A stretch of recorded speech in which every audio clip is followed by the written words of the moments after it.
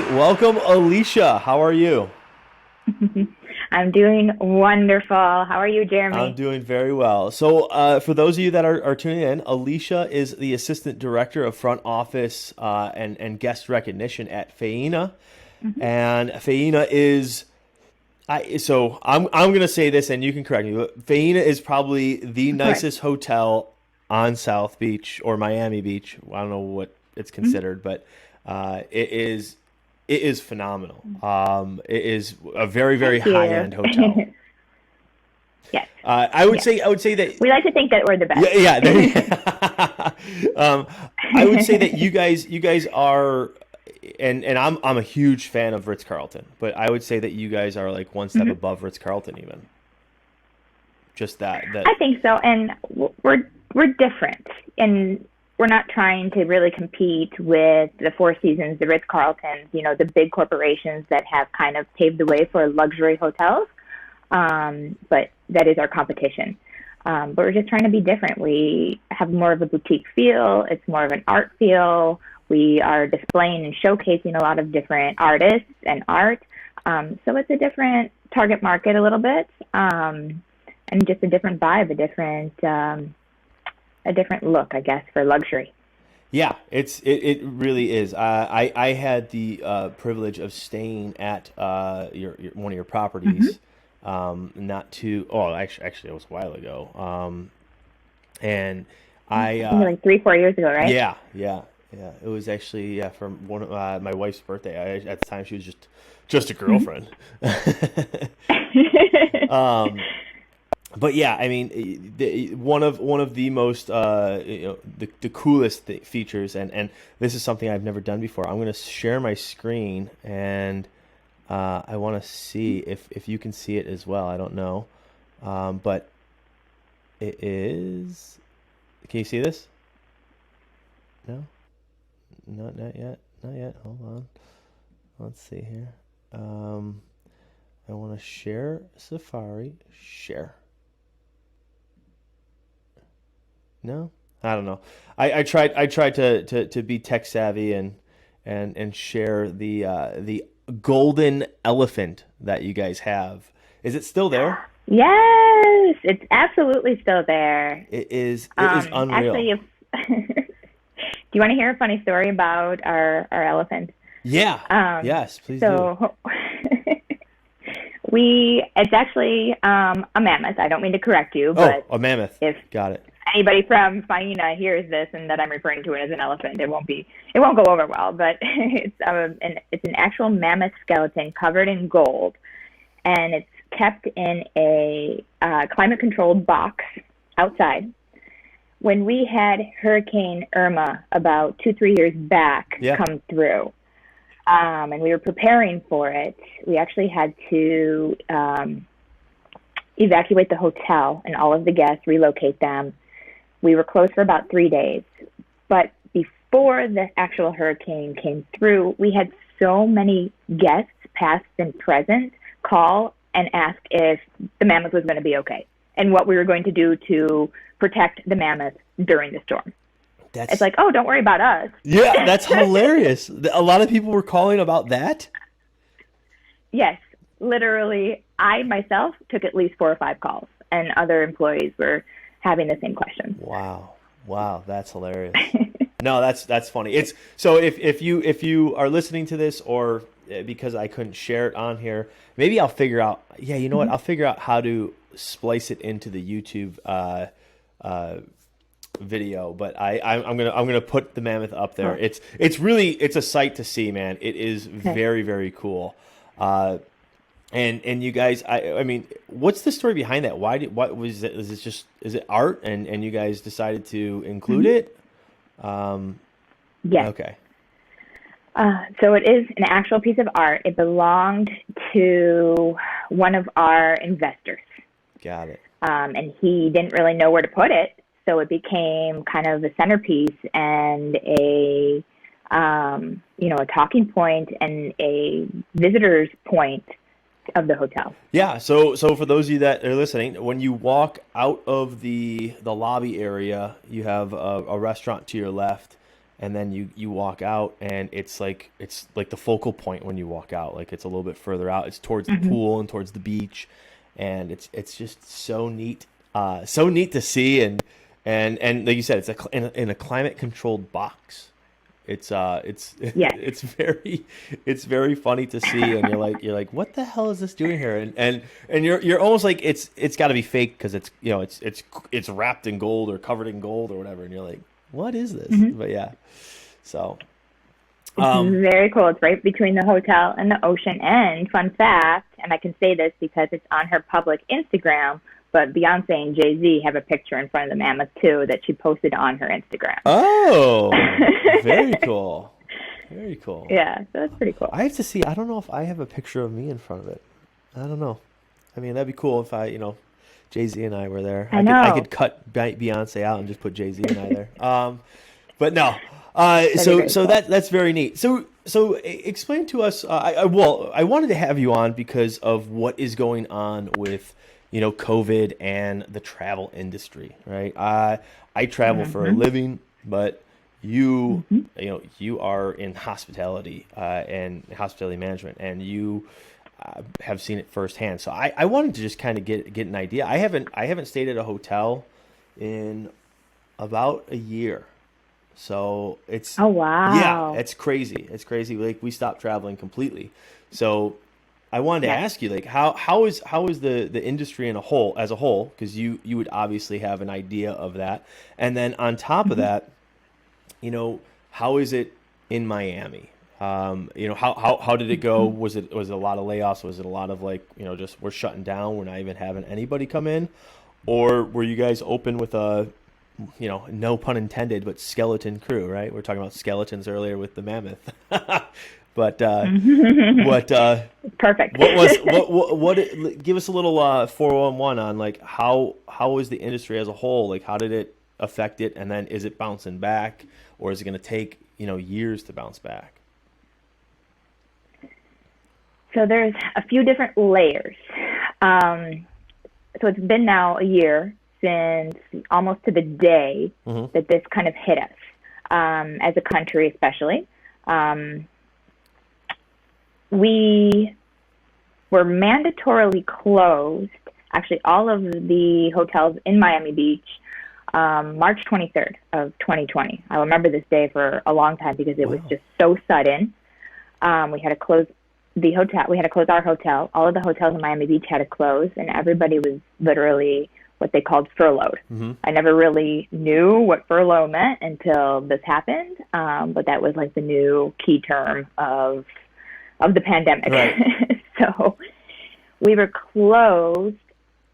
Obviously, when the whole COVID thing started, we thought it was going to be maybe 2 weeks, maybe a month. I actually went to visit my parents who now live in Central Florida, and I said, I'll stay for a week, spend a little time with them, right, and then head back to Miami. I'm sure I'll be back to work very shortly. Obviously, that wasn't the case. So even the beaches were closed, all of the hotels were closed, and then they were reopened again in June. Okay. Faena was able to reopen around June 1st, and then as a hotel, we made the decision to open June 12th. I actually went back the day of reopening. I was part of the opening team, but as you mentioned, skeleton crew. Right. They kept a lot of employees still on furlough, and then they thought they would just kind of bring them back little bit by little bit. In that time period, it was about 3 months. We lost a few employees just voluntarily. They either got different jobs, they started to do something different, they moved. Right. It was just a really weird time. I mean, and this is kind of just like navigating through this brand new world that we're in, especially for hospitality. And it was really sad because not only was Miami affected, but, the whole country was affected. But we were super affected because we were actually like not even able to operate. Right. Where there are a lot of hotels in the country, a lot of cities that weren't, closing their hotels as a mandatory precaution. Right. So we reopened in June. The first week or two of that reopening was crazy. Everybody was excited, that felt safe enough, was excited to travel. We had mainly people from the States coming to Miami at that point, but there was still some international travel. A lot of the borders were closed, but a lot were still open. So we saw some of that. Then, I don't know if you remember this, but the cases started to surge. Yeah, I remember that. And by like the end of June, all of a sudden there were, 7,000, 8,000, 10,000 cases in Miami, and everybody freaked out. Rightly so. Right. So we really went from being super busy, maybe picking up 50, 60, 70% occupancy those first couple weeks of June, to just dying down into like the 15%, 20%, 30%. Wow. So we had to start furloughing Again. more people again that were brought back for the opening June team. It continued to get worse in July and August. And even though the beaches were open, even though the hotels were allowed to be open, we were suffering from a business perspective. So the ownership and the management, team decided to close the hotel indefinitely, obviously opening when business was going to be back better. Right. So we closed then again for another August, September, October, for another about 3.5 months. Wow. So I was re-furloughed. Right. And they kept, again, a super skeleton crew because the hotel was still operating. They still had to, run the water, run the electricity, have security there. You just can't have this property standing there. Yeah, beautiful property. With the doors locked. Right. Oh, thank you. And, the pool people had to still come because, you don't want the pool to turn green, stupid stuff like that. Yeah. But all of the, really operations staffing was completely furloughed again or laid off. Then we were lucky enough where we opened up again beginning of November. And then since the beginning of November, we've just seen an increase in travel. With our governor here in Florida, he is obviously encouraging businesses to be open, right. And our numbers are comparable with other states. So with the weather, yep. The politics, just in the country in general, a lot of people coming from New York, New Jersey, Pennsylvania, the Northeast, LA, California, and Texas. It's just been a huge surge of this new business coming to Miami. And I haven't ever seen Miami this busy in years. That is crazy. In the last month and a half. That's crazy. Yeah. I know a friend of mine. She went from LA to Miami for a birthday party or whatever. I know a couple people from New York that went down to Miami for a couple days. My buddy Gary was looking to go. He didn't end up going, but yeah. And you met Gary. I met Gary. Yeah. Yeah. And actually, they I think they did business with Faena a while back, if I'm not mistaken. They did. He had a group. He used to work for Equinox, right? Still does. Yep, still does. Yeah, we had a big group. Yep, we had a big group with them a few years back. Yeah, they're great. But yeah, I see it all over the news. Obviously, politics aside, Ron DeSantis, Governor Ron DeSantis is opening up and he's encouraging it, like you said. And I think from a business aspect, that's amazing, right? Because so many people were, like you said, furloughed for so long. And now, to get back and get businesses running up again and to have comparable numbers for COVID to other states that are still locked down, that's amazing. Yeah. So I don't know what you guys are doing to minimize the COVID spreading, but you guys are doing a good job down in Florida. Thank you. Yeah, thank you. So in Miami-Dade, there are a couple big things that they are still trying to, prevent the spread. Mask wearing is mandatory really everywhere, even though it's not mandatory for the state of Florida. Miami-Dade County is mandatory. Really? That's interesting. I did not know that. I did not know that. So they still require you to wear a mask when you're in public. Obviously Correct. When you go to dinner, you could take it off when you're eating, but when you leave. Exactly. At the restaurants. Yeah. Beaches, you could take them off, I'm Um, assuming, when you're distancing. exactly. Beaches, parks, I think like if you're running and stuff, you can take them off. Um, obviously, like you said, in restaurants, and then, it's also not really that strictly enforced. Right. It is, but it isn't. Do you know what I mean? Like people feel that they need to, and then businesses, restaurants, stores are individually enforcing it. But I mean, in Miami Beach, you're supposed to wear one outside. Right. But if you look at videos of spring break now, Ooh. and I haven't been there because it's like insane. Yeah. Ocean Drive, South Beach, people walking around. It looks like busier than pre-COVID. There's I think it's like Miami Certified or Miami Lifestyle or something on Instagram that I follow. Lifestyle Miami. Yes, Lifestyle Miami. And I'm like, holy crap, man, these people are nuts. Yeah. I mean, just dancing on Nuts. cars on Ocean Drive, and I'm like, oh. And there was just a shooting in Miami Beach near Ocean Drive yesterday or last night. Yeah.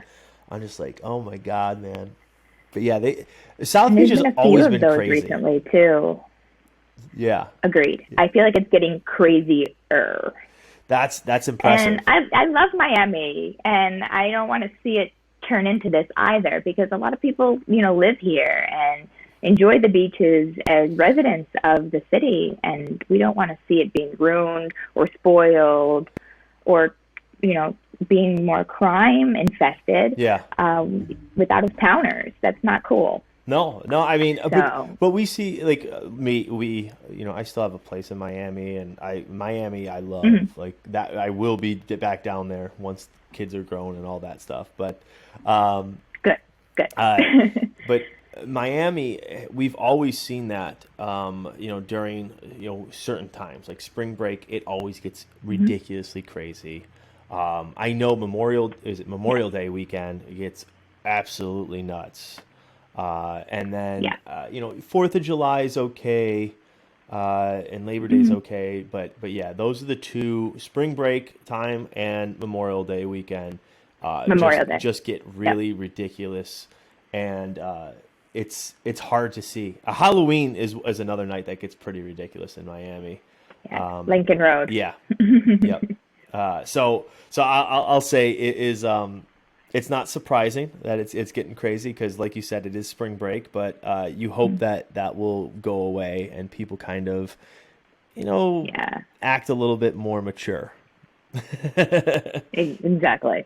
Yeah. So Like so now you're that in public, you're not home. right, exactly. So now that you guys are back open, the industry, do you see the industry? You think it's gonna spike up again because people have that travel bug. People haven't been able to travel for a year or so. So do you think it's gonna spike up, or do you think people are gonna go little by little? It's gonna just inch forward because they're gonna be cautious. Just out of curiosity, what's your thoughts on that? I don't know if it'll spike, but I think it's going to continue to be busy. It'll stay consistent. Usually, summer season, as you know from living here, is our slow season. We don't get as much travel. The rates in hotels obviously goes down a bit because we're trying to build more business. But I think it's not going to slow down. Right. Okay. It's going to stay busy. Usually, once Easter passes, mid and spring, everybody filters through their spring breaks. By the end of April, early May, you see a huge shift downwards in business. I don't think that that's going to happen. And there's a few reasons for that. I think a lot of people are getting vaccinated now. And we're seeing a lot more people over 65 want to travel. They feel safe now. They're going to use the opportunity for the summer to take some summer vacations, staycations. Anywhere, even Floridians will come to the beach. They want to stay in a nice hotel. So we're seeing a lot of that as well, especially now that a lot of the vaccines are rolling out. A lot of our vaccinated guests are comfortable traveling. And then people that have had COVID, they think they're invincible now. They have antibodies. They're traveling, and they're going to continue to do so. Yeah. And then you have the other group, which I like to call, I break it down into three groups. The third group is the people that just don't care. Right. and they're just lucky and not lucky. They feeling lucky that they're able to go somewhere where they can be freer and enjoy life and go to restaurants and sit inside and not, have to wear masks, quote unquote. Right. Yeah, no, that's it's going to interesting. continue. I'll say this. I'm ready to travel. You mentioned staycationers, and I never understood. People like why would you stay at a hotel in your hometown? Like I lived in Miami for 13 years, and I would say almost every year I stayed in a hotel in Miami for 2 nights maybe. If not, we would do it a couple times. But like Mandarin Oriental, I stayed at. I stayed at the Conrad downtown.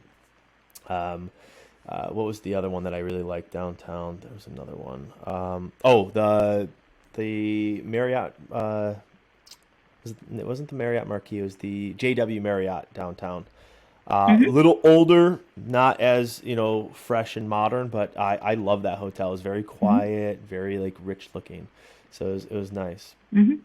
Now let's get a little insider stuff. You don't have to talk about Faena policy or processes and policies and stuff like that, but you've worked at many hotels. Not many, I shouldn't say many, but you've worked at a fair share of hotels. I worked at many.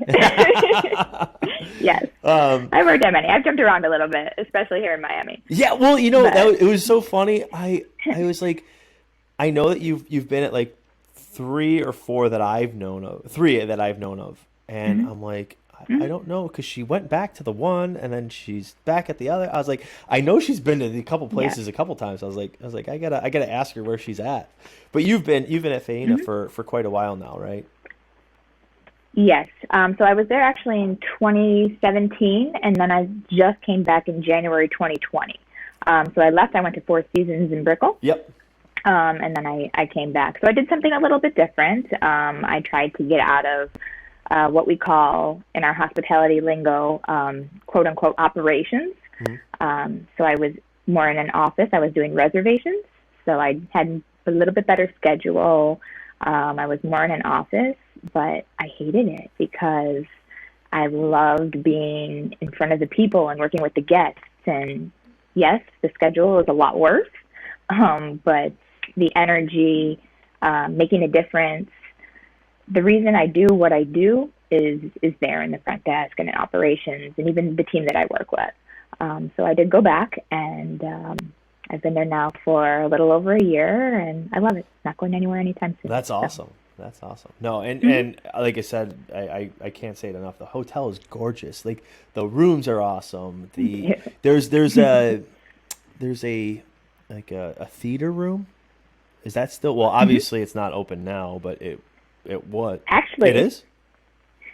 It is. We have our first show since reopening. It's called Tryst, and we just opened on March 5th was our opening date for that. So it's every Thursday, Friday, Saturday, Sunday. We have the Tryst Cabaret in our theater, our Faena theater. And the theater is awesome. It is really cool looking. Thank you.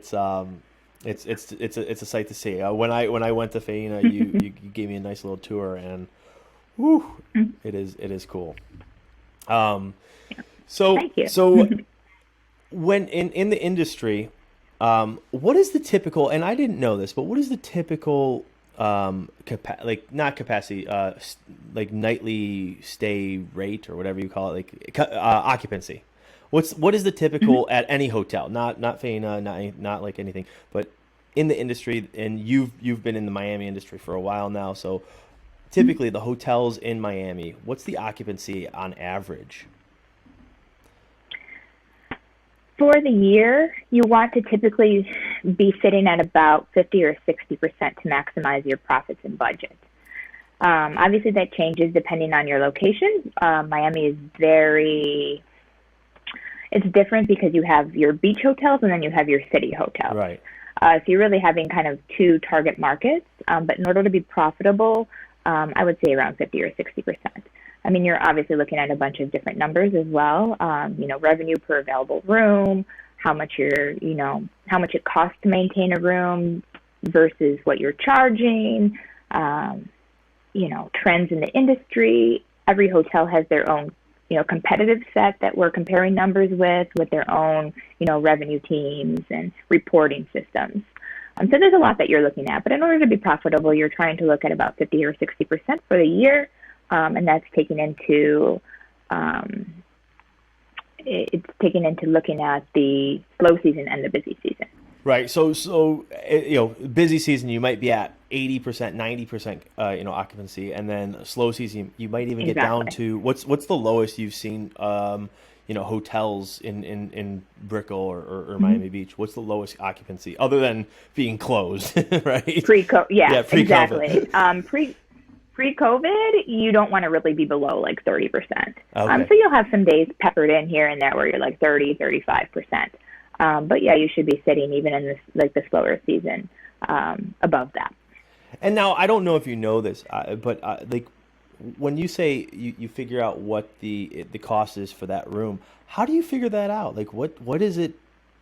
What is it based off of? I as a traveler, I'm always interested how, like when I stay at the Ritz-Carlton, it's like, $550 a night and I get my corporate rate at $350. I'm like, yes, I got a deal, right? Like I'm excited, but I'm like, how do I get this for $350 and how is, somebody else getting it for $550? Like what's the cost is the same, for them. Correct. to rent it out or whatever. Absolutely. The cost is the same. And then you're just looking at your profit margin, which is where the higher rates come in. When you have a discounted rate, like a corporate rate or friends and family rate even, that rate is always going to at least be a little bit above how much the room actually costs to rent out. And then obviously you're looking at rooms that are staying empty, which is where the occupancy levels come into play. But you calculate how much it costs for a room by the labor to clean the room or to maintain the room, and then the products that go into the room. So your linen from a cleaning perspective and from a cost perspective, all the amenities that you have in the room, soap, shampoos, lotions, notepads, things like that. A lot of the things that people take with them. That's obviously included in the cost of the room, and you're free to take it if you want to take all the little shampoos. Guilty. I know people.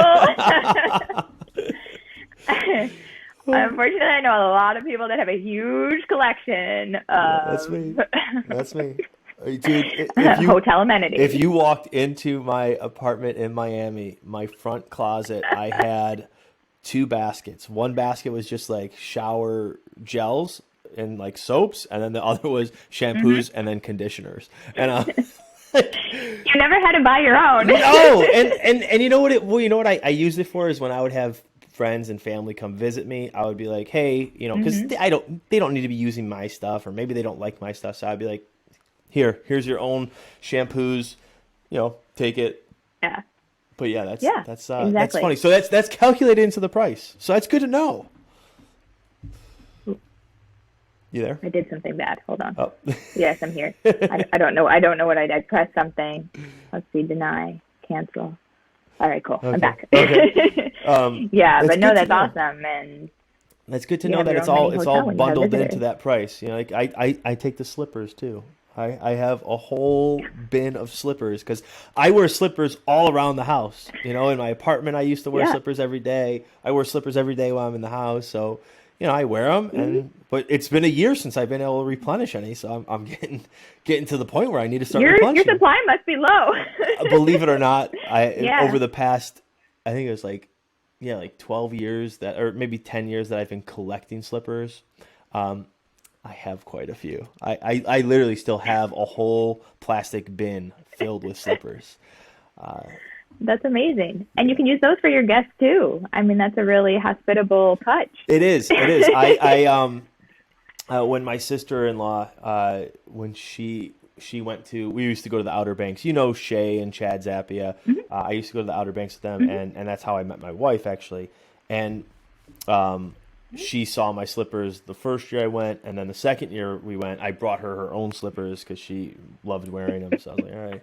But yeah, I'm very thoughtful when it comes to slippers. That's awesome. I feel like I have a hand in that. Yeah. Yes, for sure. For sure. In that behavior. For sure.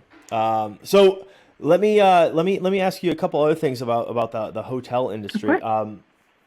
When you went to college, did you go for hospitality management? Like, did you know I you were did. into it? I did. Um, recently, I still tell myself, what the hell was I thinking? But I had been interested in, I guess, hospitality, hotels, resort management since I was a kid. My family, I don't know if you knew this, but every year in the summer, my family and I would go to a resort in Stony Lake in Canada, in the Kawarthas, Oh no. which is about 3.5, 4 hours north of Toronto. Oh wow. And we stayed at this kind of like fishing resort, but it had like cabins, but they were luxury cabins. I mean, they weren't luxury like Right. Faena. We're from Buffalo, New York, Right. but they were very nice cabins, and they had a whole team there, an amazing kids program, and you can see the management and the employees. It was family owned that were contributing to this beautiful resort every year. We got to really, know them well. We would go every year for, I don't know, maybe at least 10 or 15 years. So one day, as I was getting a little bit older, my parents were like, if you're interested, because I would always ask a lot of questions about the operation of the property and, the employees there, things like that. And I guess they saw that I was taking an interest in that. So maybe like around middle school age, they would ask me, are you interested maybe in hospitality and hotel or resort management? And as I got a little bit older from there, I looked into it further.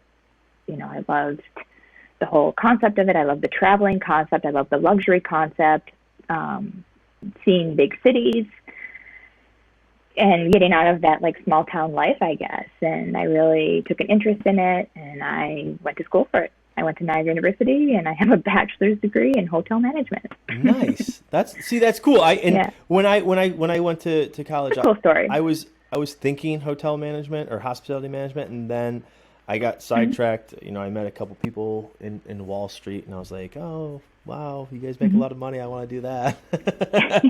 and then Yeah. it was the schedule that really got me, where I was like, I don't know if I want to work, like holidays, and because you guys don't get holidays off. It's that's your busy season. Correct. Yeah, my brother-in-law. Especially living in Miami Yeah. too. Oh yeah, especially living in Miami. My brother-in-law works for Tao Group out in Las Vegas, and he gets one holiday off. It's either Thanksgiving or Christmas, and since he's he's like, I take Thanksgiving off, so he comes home for Thanksgiving, and that's it. But Yeah, that's his big holiday. yeah. So now with you where did you start your career off? Just out of curiosity, were you in a Buffalo hotel, or were you outside of the state or outside of Buffalo? So part of the program I was in at Niagara was, in order to graduate, we did have to have on-the-job hours. Okay.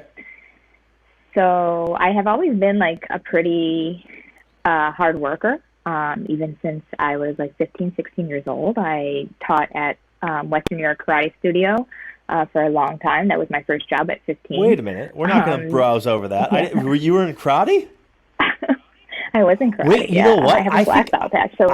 I believe I remember seeing a picture of you in a karate, was it kimono?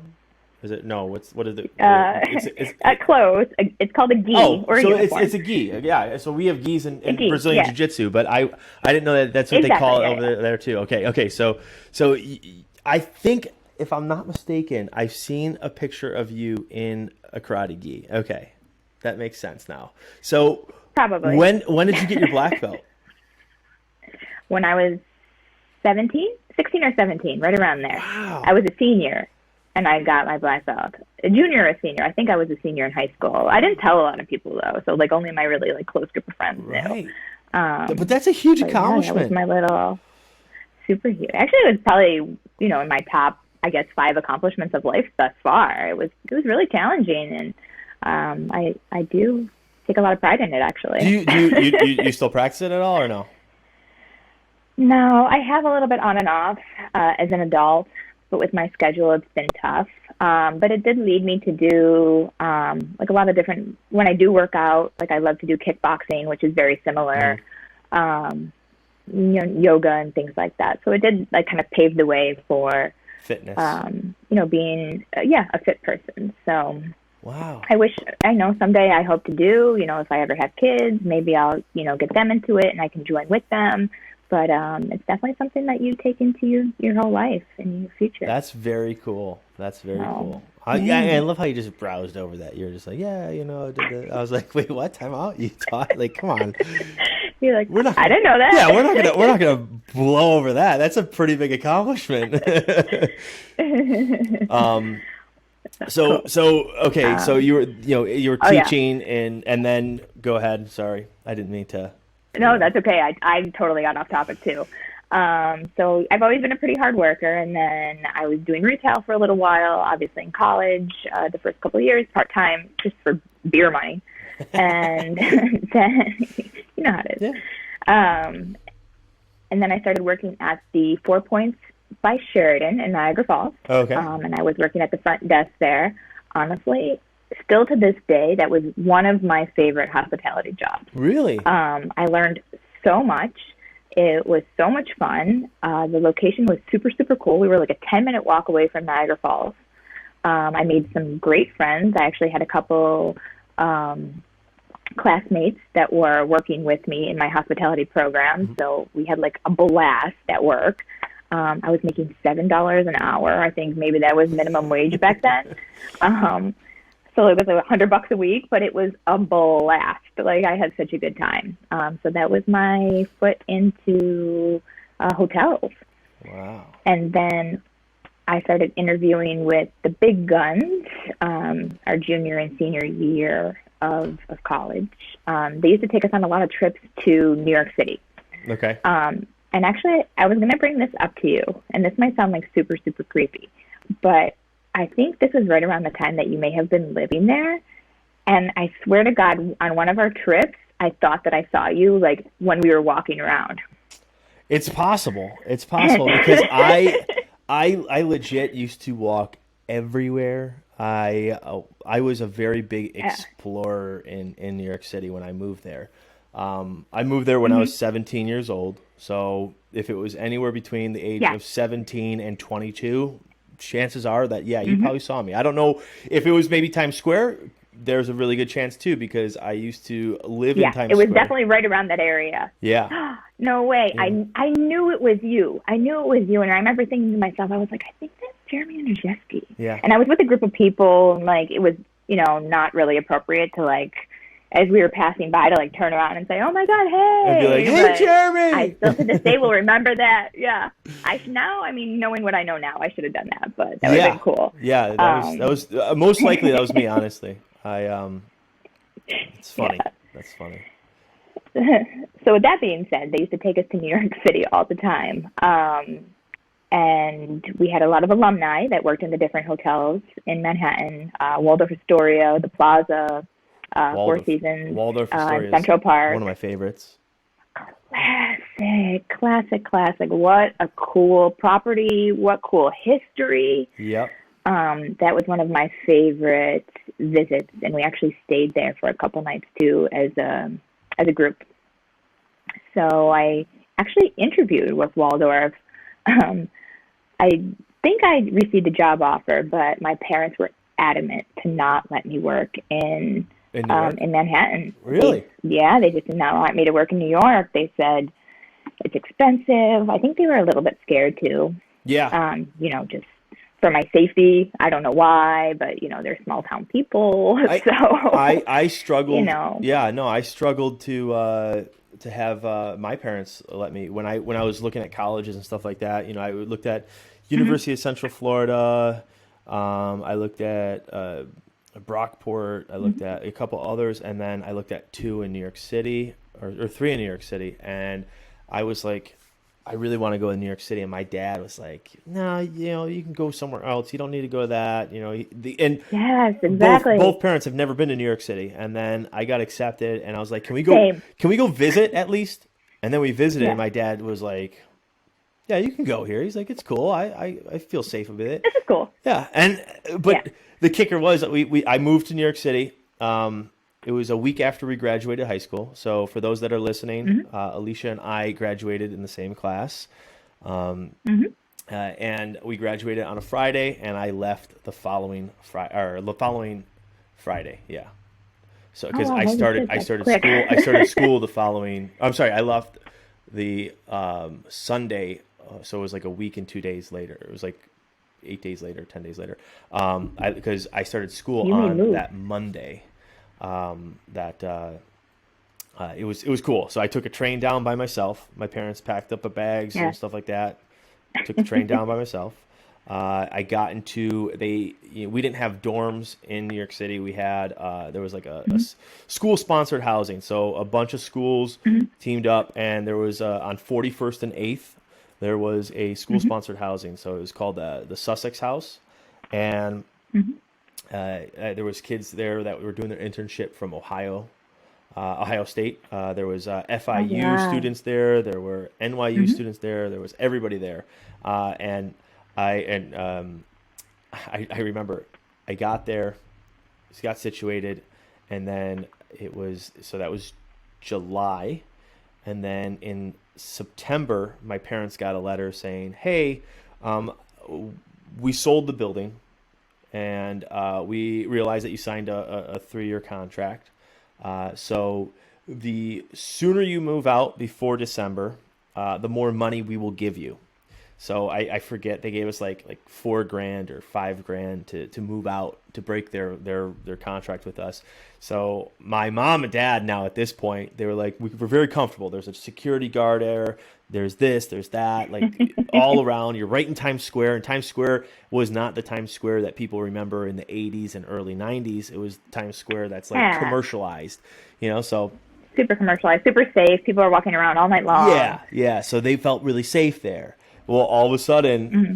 that goes away, and now we're looking at apartments, and that was like me exploring. I went all over looking for apartments, because I was like, I am not moving back to Buffalo right now. I am finishing school here. This is like 4 months in. I was like, I'm just starting. I love it Yeah. here. So Yeah. that You're like, was, that's the last option. yeah, yeah. And I made some That's cool.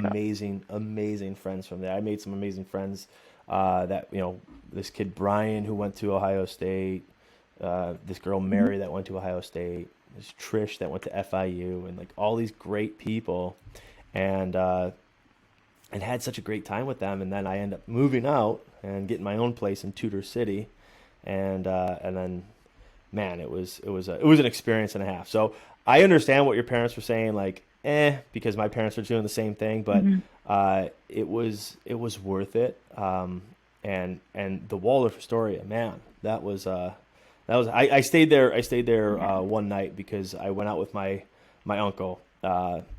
It's actually my uncle's brother, so uncle-in-law. Because it's he's not a blood uncle. He's Uncle once removed. yeah. So he had pretty good money, especially living in Buffalo. So he liked the finer things in life and stay at the Waldorf Astoria. Mm-hmm. And I was 18 years old, and we would go to Maloney and Pacelli's, which is a nice restaurant steakhouse, and we'd be drinking wine. And then the one night I got a little too drunk, and he was like, just crash on the couch, because he had like a 1-bedroom room at the Waldorf. So I was like, all right. So I stayed at the Yeah. Waldorf. We hung out in the, I think it's like the Starlight Lounge or something like that down there. It was so cool. Absolutely. It was such a fun experience. Yeah. But that's where my appreciation, living in New York City, that's where my appreciation for hotels really took off, because you see Yes. so many cool hotels, like the Plaza, like the Marriott Marquis in Times Square. Like, that was a really cool hotel, before they did the renovations. Now it even looks even better, like all these different hotels. And I'm just like, man, the Omnis, the Ritz-Carltons there. So I'm just like, man, Yes. I had a great experience, and elementary education of hotels when it came to New York City hotels. Exactly. And you get to like really experience luxury, and Yeah. that's how I fell in love with it too. Like, oh, this is cool. This is something I definitely am interested in. So I totally understand what you're saying. So you didn't go to New York City to get, your first Oh, job. Where did you go? yes. So our school had also a great relationship with Four Seasons. Four Seasons Corporate is in Toronto, if anybody is Yeah. wondering. So we also had some alumni that worked for Four Seasons and Four Seasons Corporate. They actually came to recruit, and they interviewed a lot of students in our class. I don't know how many now, maybe about 30 or 40, and they offered about 10 positions. In that interview, they ask you kind of like where you want to go. I always was interested in leaving Yeah. Western New York area. I wanted to, spread my wings. I really wasn't looking for a forever location or a forever home. I wanted to kind of explore. I was, 21 years old. California was always something that I was really, really interested in. LA, something like, cool, I guess, at the time. That's what I was thinking. Right. And warm. I hated the cold. Still hate the cold. That's why I'm still in Miami. You're like my buddy Jim. Um, You're like my buddy Jim. My buddy Jim grew up in Williamsville, and he is yeah. the biggest baby when it gets cold. It's unbelievable. He's like I can't. I was Yeah. like, Jim, relax. It's not that cold. It's like 40 or 50 degrees. He's Like you grew up in Western New York. It's freezing. I've been down here too long. I'm like, oh my God. Yeah, I know. And your blood thins out too. Literally anything below 70 degrees. I'm put a sweater on, put the heat on. That's it.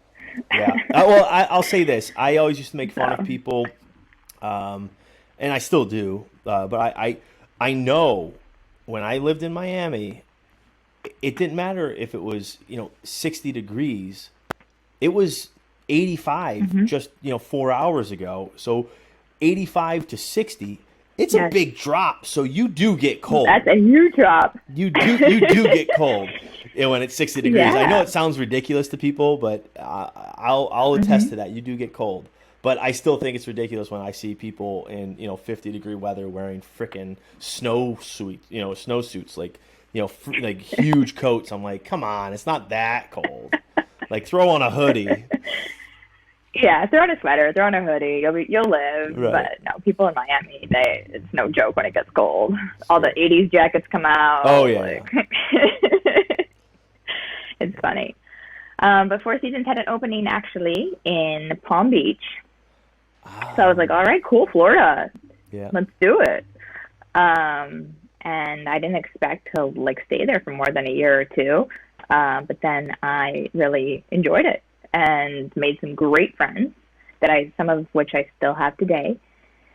Also then 2008 happened shortly after we graduated. I graduated from Niagara in 2006. So I was only really 2 years into my brand new career. A baby still, 22, 23 years old. And then I got laid off during the 2008 market crash.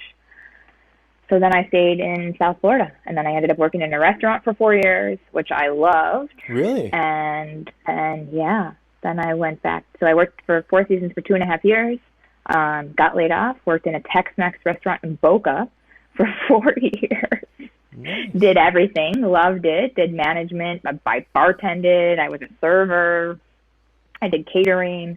Jack of all trades here. I was a jack of all trades. I absolutely fell in love with it. That was supposed to be a super temporary gig, and it turned into 4 years of my life. Again, made a ton of friends that I still keep in contact with to this day. And then I was like, okay, this is exhausting.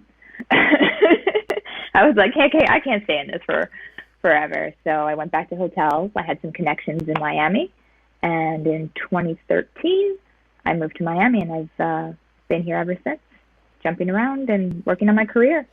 So I was actually just promoted to an assistant director.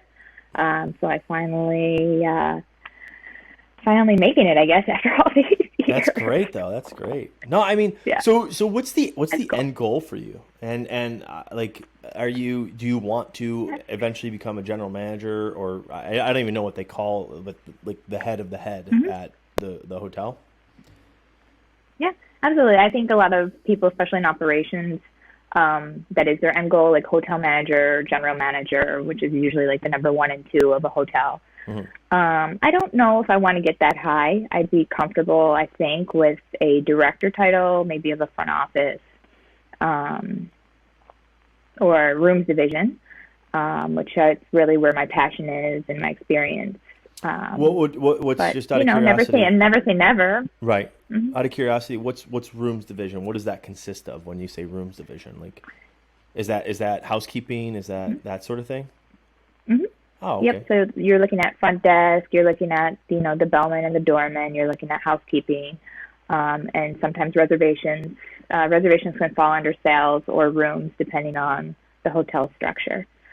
But yeah, you're looking the whole front office concierge. Oh, So.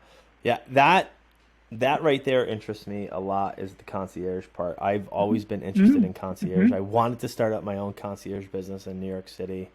But I was like, I don't really know anybody or anything that would benefit me. But that whole concept of being a concierge just totally intrigues me. Like, I love being that go-to guy. That's my that's my like dream, is like, because when people would come visit me, they'd be like, oh my God, Nick, I had connections and like really good connections for a 19, 20-year-old in New York City. I had like really good connections where people like knew me, and I would be like shaking hands and like getting a table in Little Italy and like all this stuff. Like, it was really cool. Damn. It was really cool. I'm impressed. Yeah, I didn't know this about you. I'm impressed. James Carmelek and Phil Monin, they came to visit me the one time, and I took them down to Little Italy, and I knew the executive chef there, and I would just, I would go there. I'd be like, hey, Miles, and shake his hand. And he'd say, oh, Jeremy, come on back. I got a table for you, no problem. And like, no wait, no nothing. It was cool. That's impressive. Yeah. I could say this. I've lived a life that I never thought I would, right?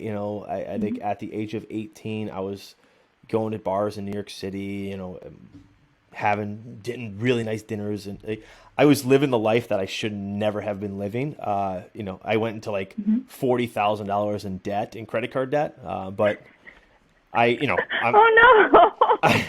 It was worth it. It was worth it. The experiences and the knowledge and everything else like that. It was worth it. But yeah, I mean, it was an investment. Knock on wood, I'm out of that.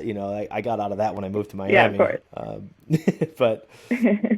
But yeah, it was a interesting time. So that was that's so cool. That was so when you say concierge, I was like, man, I only had like one or two connections here or there, and when you're a concierge, you have to know everybody and everywhere, and if you have a Rolodex of people, you want theater tickets, we got that too, and all that, and I don't have those connections. Yes.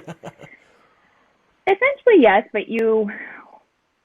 especially when you're beginning, or a beginning concierge, or opening your own, concierge, I guess, business or anything like that, you do build up to it, and that's how you start, though, with a couple little connections. You have a couple little connections here. They know somebody, then you make a business card, you get out there, you go to these different restaurants, or like you said, theater places to, sporting events.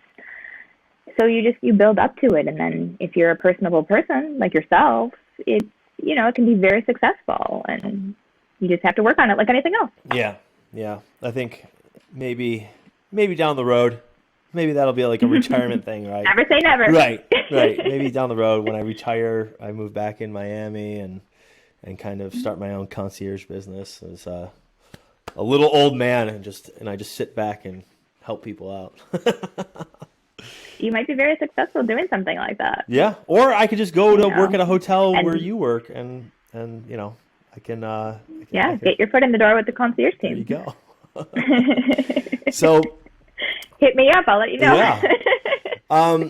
So we were talking about Miami and everything else like that. Out of curiosity, you ever see yourself moving out of Miami, or is Miami the place to be? Oh.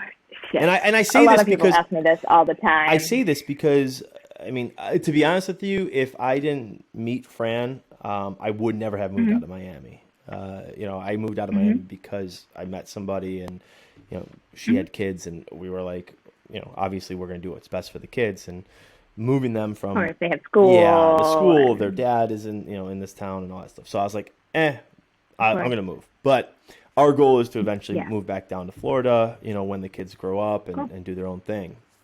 However, Mhm. I always got asked, where would you move to if you didn't stay in Miami? And I always wanted to. I was going to move to California for a little while. I was like, the taxes are way too high. Mhm. Then I was thinking about Mhm. Chicago, and I was like, it's a little too cold, And Too then, cold. Yeah. and then I was like, I don't know what I would do. But now, since I moved out, Jim and Melissa, they moved to the Florida Keys, right? So they Mhm. left Miami. Oh, that's crazy. They left Miami. Yep. They were in that cute little Miami Lakes area. Yeah, it was Miami Springs, yeah, right in that area. Miami Springs. Yep. And Mhm. so they left. My friend who lived on the beach, Alex, he moved. He actually moved to the west Mhm. coast of Florida with his wife and kids. Mhm. Then I'm trying to think. There was another person who I remember moving, but I'm seeing a trend that people are moving. They're kind of like going to more quieter areas. Now, I'm not saying you're going to move Mhm. from Miami. You're going to go, somewhere like crazy. But would you say like, Mhm. I want to tone it down, go to like Boca, or maybe Yeah. you did mention that you were interested in California. Now, I'm not saying that you would say this and your work's going to be like, what? You're going to move? No, I'm just saying like in the perfect world, I snap my fingers and you still work. You can fly to work. I don't care. But where would you Mhm. live if you didn't live in Miami? If I didn't live in Miami, I would probably stay in Florida. I mean, especially since my parents are here now, that kind of changes the game. Yeah, sure. And I'm not opposed to moving. Like you said, you met your wife, you ended up moving, back to Western New York or to Rochester. Like that's, that's not out of the question if I were to meet somebody and like it relocated me. Right. Obviously the dating scene in Miami is difficult. I think in any big city it's also difficult. Very. Um, Very difficult. so I'm not opposed to that. I would like to stay somewhere warm. But yeah, I would probably stay in South Florida, maybe Boca. But like you said, I do have a few, not necessarily close friends, but a few acquaintances that have moved to the west coast of Florida. Mm-hmm. It's a little bit more affordable, so like you said, a little bit quieter. Yeah. But I, right now, do love it here. I would essentially love to be like in the Coral Gables area. Yeah. Super expensive, but again, a little quieter. You're still centrally located, but you can live in a condo or a single family home and experience, that type of lifestyle, but still be in the city bubble. Right. And not too far away from everything. Yeah. So, yeah, I mean, probably Florida is the place that I will stay for the short, long term. For the short, long term. The short, long term, unless something drastically changes in my life, I'm definitely not opposed to anything. Yeah. I think I believe in the universe and, yeah, what's meant to be is meant to be. But yeah, a lot of people ask me, so when are you going to leave Miami? But unless anything changes, really, this is the place to be, especially in the career that I'm in and what I'm doing right now. I mean, what better place than to be where hospitality business is booming? Yeah. I mean, I can't think of a better place in the States for hospitality. Miami is, it's got to be, and I don't know this, but it's got to be one of the top 5 destinations in the country. Right? New York City is well, not anymore. New York City is, from everybody, I still have a lot of friends in New York City. Everybody tells me that New York City is going to take years to bounce back. That's what I've heard. Yeah. A lot of our guests are saying the same, and we're also seeing a trend right now that a lot of New Yorkers are moving to Miami. Yep. I know. I personally know. I know 3 people that have moved to South Florida, whether it's Miami or Boca, during the COVID lockdowns. They're like, yeah, I'm not going to do it. Yeah, things are open. They can run their business or open a business here, or here in Miami, or relocate to a branch that's down here, depending on what people do. But a lot of New Yorkers are moving to Miami. And a lot of these businesses are, you're working from home now. A lot of these businesses that are based in New York City. They can go anywhere. So a lot of these guys are saying, and gals, they're saying like, hey, I'm going to go live in Miami or live in South Florida, and I'll work from home. If you need me in the office, I'll fly up, but I'm not gonna. I'll fly up. Yeah. And the flights are cheap. Right. So Right. Yeah. So it's definitely an interesting time. I'm super interested. I can't wait. Honestly, I cannot wait to get traveling again. Like that is. yeah. This has been a really. I've said it before. This has been a really nice break for me. If you think about it, since 2007, I have been traveling 2 to 3 weeks per month. Since I then, remember you telling me that. the longest break I've ever had is 2 months where I didn't travel, maybe 2.5, and then now this, and this came right after I got married, right? So I got married, and Yeah. in July, I was gonna say August. Ooh, that would have been bad. In July of 2019, I got married. So when it when it comes down to it, just was it like 7, 8 months later, lockdown happened, and now this is the longest I've ever spent with my wife and kids together in one house, one room, one everything. So Yeah. it was much needed, and it was really cool because all That's last good. year, Yeah. I get to spend time with the boys. Fran will go to work, and I'll take them to baseball. I'll take them, wherever. But That's awesome. Hmm. yeah, that's Good. A lot of quality time. yeah, I think this pandemic was, I mean, we're still in it. I'm hoping we go back to some more normalcy in the near future. right. But I think it was beneficial for a lot of people. I mean, obviously hard, but there will be some benefits that come out of it. Oh, for sure, for And sure. family time and spending time with loved ones, and spending time with your stepkids is super, super important. And I think you wouldn't have been ever able to have that amount of time if it wasn't for this pandemic. Right. And it makes me appreciate the time now that I spend with them, even more. So when I do travel, I'll appreciate that time that I get to spend at home again. Like it'll be like, oh wow, I miss them more. I missed them before, but it was always status quo. Like it was always the norm. Like it was like, oh, Jeremy's just going to work, and now it's Yeah. holy shit. He's going to be gone for a week. Right. That's fine. Yeah. He'll be back. Right. Exactly. But now it's going to be like, oh, I'm going to be gone for a week. I haven't done that in years. Oh no. So, but yeah, it's Cool. it's interesting, and I'm excited to see, when I come back to Miami, I'm excited to see some of the changes that are made, because I know every time. I mean, I've only been gone a year and a half or whatever, where I've not been living there. Oh my gosh. The skyline Yeah. is completely different. Yeah. Like You're going to die. when I come visit, like, and I go there, I drive in, or if I go there for work, I'm like, holy cow, like that building wasn't even up when I was here last. It's just they're really pushing through things, so it's interesting to see. Yeah, it's incredible. So anything else? I like I said, I wanted to have you on just because I look forward to talking to you about like the hotel industry and things like that. Like I know that you do a lot of cool things, and that you've worked at some really, really nice hotels. So I was like, I gotta have her on and just get kind of like the lowdown and find out some information. So I don't know. Is there anything else you want to talk about before I let you go? I mean, it's up to you. I mean, I have a lot of stories. Hospitality is definitely a very unique field. A lot of people don't stay in it for too long because, again, the hours are really not ideal. Right. It's hard work. You're not really gonna, get rich until you really put the time in and get up in the ranks of management. But it can be very rewarding. Unfortunately, I'm not, saving lives, but I hope that I can see that I make a difference in a lot of my guests' lives. Right.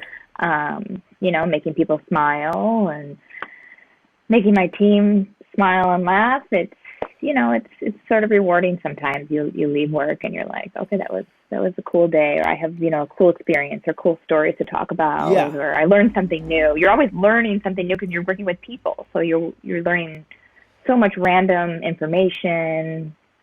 It's really unique. So if two things. One, you guys have an unbelievable penthouse. I mean, when I say it's unbelievable, like words can't describe it. It's that gorgeous. I showed you, right? Yes, you did. Okay, cool. I was wondering if I was able to show yeah, you. you showed You and Gary. And I, yeah, when he was Yeah. doing like a walkthrough, wanted to see the property to decide if he was gonna stay there with the company and whatnot. So I was like, I remember. oh man, so we saw that. Yeah. You don't have to name names, obviously, for privacy stuff like that. But any cool stories behind the Penthouse, or any cool stories behind just random guests that come there that you're like, holy crap, this happened. Any cool stories before we go? Leave us with a good one. With a good one? All right, let me think. Well, just a little insider on the Penthouse. The going rate, which does fluctuate, but the going rate for that room is $50,000 per night. Is there a nightly minimum? No nightly minimum unless it's a blackout date or a certain period of time. But if you wanted to walk in and the Penthouse was available and you wanted to book it, we could give it to you for $50,000. The low rate of $50,000. And now, honestly, is it rented quite a bit? You'd be surprised. Wow. You'd be surprised. Wow. And honestly, in this pandemic, a lot of people have really done well financially. Yeah. I'm assuming some of your listeners, maybe yourself, are into stocks and Bitcoin right now, Bitcoin is doing very well. So we're seeing a lot of like new financial up and coming financial people that have made it big really recently, and they want to spend their money and they want to have fun. So we're seeing a lot of those guests not only booking our Penthouse, but like our signature suites, which we do have a lot of that are also, quite high rates per night. We have a lot of events too at the hotel that bring a lot of celebrities. I want to name names so bad, but no, I won't let you. Get in trouble. So I won't let you. I'm gonna keep my mouth shut because that I'm sworn to secrecy, and I've done very well over the last 15 years. But we see a lot of celebrities, a lot of people that you see on the Forbes billionaire list. That's kind of like who our clientele are. I will say this: I don't have a specific example that I can think of off the top of my head, but two things. Very, very wealthy people and celebrities, especially, you'd be surprised they're normal people. Maybe you know this from living in New York and stuff too, but everybody puts, some of these people on pedestals. But at the end of the day, they just live life and they travel with their families and their friends. And they don't want to be placed on this pedestal all the time. They just kind of want to come to our hotel and be incognito and enjoy life. Do these the second wait, before you get out of that, go ahead. Do these people go to the pool with random people like us? Yes. Really? Okay. Yes. I was wondering, and with your clientele, even the schmucks like myself who stayed there. I stayed there I think 1 or 2 nights. I don't know. You're not a schmuck. But even the schmucks they don't go bother them. They're focused on having a good time with their family or their friends, right? They're exactly. Celebrities don't get bombarded at the pool by other people. They might say oh hey, how's it going, but they don't get bothered. Okay, yeah. I was wondering because I know that some celebrities are just assholes. Other celebrities and well-to-do people are really down to earth. I've met a few where I'm like, holy cow, they are so nice. And then so nice, so cool, so down to earth, like you said. Yeah. So the second thing you were saying. Sorry. Oh no, it's okay. But yeah, you get your fair share of assholes too. But that's just with any customer service. Well, I was just saying, yeah, that comes with the job. However, the second thing I was going to say, and this really has nothing to do with celebrities, but more so the clientele of luxury hotels in general. I'm always surprised. After all these years in working in luxury hotels, I think that I've heard it all, or every single request. You think you've heard, but there's always something that surprises me. There's always that one request where you're just like, what like that doesn't even exist. That people want, and they think that since we, with our concierge and with our guest relations team and things like that, that we can make things happen. We really pride ourselves on that. We have sometimes these invisible magic wands that we can perform miracles, but then sometimes it's like, no, I can't do that. Well, when you have a golden mammoth, they're like, shit, this place can do anything. Anything, yeah, exactly. And I mean, I think the hardest thing is Miami is a big city, so obviously we have access to a lot of different things. Right. Different foods. The food scene here is amazing. So different cultures. I'm sure you miss that. Oh. I miss it like crazy. I miss ceviche. Like, oh my God. I miss like really good ceviche. Ceviche 105. Oh, ceviche 105. Yes. That's what's one of my favorites. Fire. That's one of my favorites. Yep. But yeah, like ceviche or like Cuban food, like, just sometimes you just need like a cafecito and a mango juice, and tostada, like that's all you want. Right. But no, I like a pastelito or something. I love. Yep. When I moved, the guava pastry. Yep. When I moved to Miami, I was I was into like seafood, like sushi, things like that. But then I moved there. I never liked beans, and then I think I dated a Cuban girl, and we went out for Cuban food, and she's like, oh, you gotta have it, and I was like, so it was like rice and beans, and then I would hang out with my buddy Ray and Lily, and we would go to a Latin place or Cuban place, and we'd get like malanga soup, and I was like, oh my God, this is so good. Like the food is just so good. So yes, so good, and you'd be surprised. Like I get what you're saying. Yeah. And then the high end places have amazing food too. Like I'm trying to think. What's the restaurant in the Epic Hotel on the bottom floor there? Zuma. Zuma, so good. Zuma. And Zuma is awesome. Like unbelievably good. So I was amazed at that. I've been there a few times, and then I think it's like Catch 31 or something like that. It's Area 31 or Area something. It's up. Epic? Yeah, it's Area 31. Yeah, I love that place too. Like they have amazing food. They just renovated too, and with you can see olive brickle. Yeah. They have the. I was there when they started renovating. 20th floor. My brother-in-law and sister-in-law took her father to a Miami Dolphins game, and they're like, hey, is the apartment open? I was like, yeah, you go stay there. So they stayed there, and then I had to come down for work, and I ended up actually staying at Gary had a place down there. I stayed at his place, so I was like, let's go out to dinner. So I took them out to dinner, and we went to Area 31, and they were just renovating. I was like, damn it, I wanted to sit outside and all that, but it was still a very good dinner.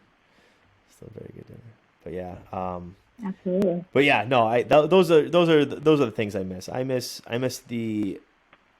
just miss the city feel, right? I'm in the suburbs now, which is cool. Yeah. Like we were messaging when we were setting this up. We were messaging, and I was like, I have quadrupled my space now, like if not more. And I was like, it's amazing. It's amazing to have space. Like you don't realize what luxury it is to have space until you have it. Agreed. I told you in New York City I had 220 square feet. I know. And then that's insane. I mean, I don't have that much here in Miami, but 220, I would die. Well, when I moved to Miami, I went from 220 to 840 or 850 or whatever it was. So you figure I quadrupled it there. Substantial. Yeah. And I was like, wow, this is awesome. And then, I was like, this is great. And then now that I have this, I'm like, oh my God. But to be honest with you, you really don't need much space. You really don't. You don't. And I think living in an apartment in a city, you learn how to, be organized, if anything, and not be a hoarder. I mean, that's obviously a very dramatic example, but no, it's true though. You get rid of things. So you go through one thing and then you replace it, You don't stock up on. You don't need 17 different types of lotion on your dresser. Right. So I find it kind of like, I find it as a good way to organize, to live in a smaller space. I was visiting my parents a few months ago, and my mom and dad, they just moved into this, beautiful new house, and they have a huge kitchen with a huge pantry and a huge laundry room. And she's like, oh, you should get an air fryer and a vegetable chopper and all these things I was using in the kitchen there. And I said, I don't have room for all these things. Right. And she's like, oh, that's so sad. I was like, it's not that sad. I'm okay without my air fryer. Oh, that's great. That's great. Yeah. But I get it. I get the, the comparison. Yeah. Like I said, I do enjoy having the space, but you realize you have space for an air fryer. Yeah. Oh, sure. we have a toaster oven air fryer combo on our countertop. I don't. Perfect. It's nice. I don't see the need for it, but it's nice. Nice. But you would be able to live without it. Oh yeah, I lived without it for however many years, 34 years or 35 years, and then I just got it this year. So I was like, yeah, perfect. All right, cool. So, all right. Well, I can't thank you enough for sharing, your time, your stories, and I look forward to seeing you. I think the last time I saw you, we had dinner at what was it? We had dinner at what's the hotel? East Hotel, right? Didn't we have dinner down there? Mm-hmm. Yeah.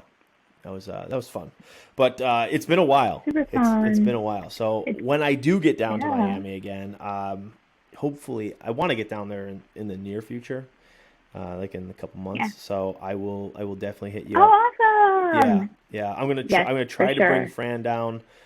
If not, it'll just be me probably. But we'll get together. We'll have a cocktail and or two, and absolutely. Hang out. Yeah. That sounds great. So thank you. Well, also, I think our high school reunion is coming up too. So I'm thinking about if that materializes. Yeah, maybe I take a little visit to Buffalo. Yeah, and even if it doesn't materialize, I like if people don't do anything about it, I would love to do it. Mm-hmm. I would love to help put it together because I think it would just be so much fun. I was on social media. I hate social media, but I like it. But agreed. Somebody mentioned oh, you have a lot of alumni on there. Is this like the alumni reunion show? And I was like, no, dickhead. I was like, it's just that a lot of people are doing pretty cool things that I want to fucking talk to them about. Yeah. Cool shit. Yeah. I was like, but I mean, I don't know if they meant it in a mean way or not, but I took it in that way. I was like, no, they're just doing cool shit. Shay is a phenomenal chef, and he's doing big things. I mean, somebody that we didn't graduate with, but Lynn Ruda, her name was Lynn Bona. She's running for mayor of the village of Lancaster. I listened to that. Actually, I listened to that podcast, and she is gold. Oh, especially with her 100 things to do before you die, and getting up at 4 a.m. I go to bed at 4 a.m. Yeah, I mean, I took away. I started building my list of 100 things, my life list. I started building it, and just whatever. I think I recorded with her. I think on last Thursday, and I was like, man. So this weekend, I just jotted down 1 or 2 things, and I'm gonna start building up that list. But it's so cool. She's on point. She's got her shit together. So yeah. But I was awesome. People like Lynn, that. If you're listening, people like that are motivating. And I'm like, I want to get this on, and I want to talk to people like that. That's why I have 2 different episodes. I have the Monday Motivation series, and then I have the Whatever Wednesday series. And the Monday Motivation, I talk to people I could have you on and talk to you on how you moved up the ladder, from all these different high-end hotels, and how you moved up the ladder so quick. And maybe it's not quick to you, but it's pretty quick, I think. And then, our Whatever Wednesdays, I like to talk to people about just interesting things. And, whether it is just about fitness or, travel or whatever, I just love to just learn. So I wanted to learn about occupancy, and you shared some pretty good things about occupancy, that I never would have known. And so when I go to hotels, I'm going to be like, yeah, "What's your occupancy? Let me try to negotiate this rate here," because I feel like they're going to look at you like, like who are you? Who do you think you are? I'm like, don't you know who I think I am? Is this a visit from corporate? Yeah. So. But thank you again. Well, no, thank you so much. Yes. Of course. Thank you. I had a great time. This is my, obviously, first podcast. And, well, we're gonna have to do it again. Super cool to chat with you. Yeah. I would love to. I'm definitely signing myself up. Perfect. So, no, but thank you, Jeremy. This is awesome. And thank you for, just chatting with me and letting me ramble on for an hour and a half. I really enjoyed it. Good.